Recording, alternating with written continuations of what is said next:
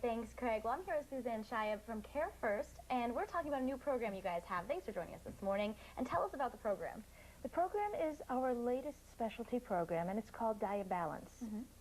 We are looking to reach out to people in the community with diabetes whose ability to manage their disease is impacted by other illnesses, such as heart disease, respiratory disease, or kidney disease.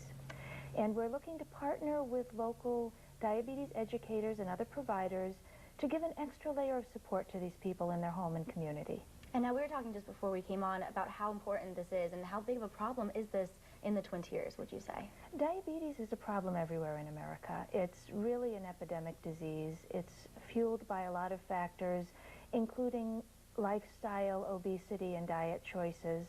But the good news is diabetes is controllable.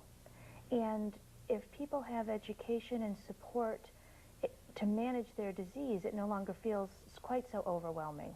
And that's a great point, and that's really why this program came along.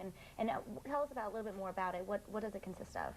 Well, it's a palliative care program at this point, and our palliative care programs, we like to liken them to GPS. We don't drive the patient where they want to go, but if they tell us their destination and tell us their goals, we will help them set up a map and a plan to get there. Every patient gets a care coach. The care coach can be a registered nurse or a social worker, depending on the area of the patient's needs.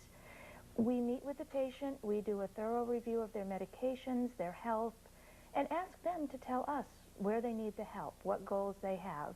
For example, if somebody is doing well with their medications but struggling with their diet, we'll look at economic factors. Do they have the resources to get the kind of healthy food they need?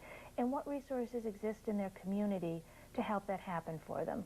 If their needs are more related to medication teaching, we'll have a nurse meet with them or hook them up with their diabetic providers in the community, get them into education and support groups so that they have what they need to succeed.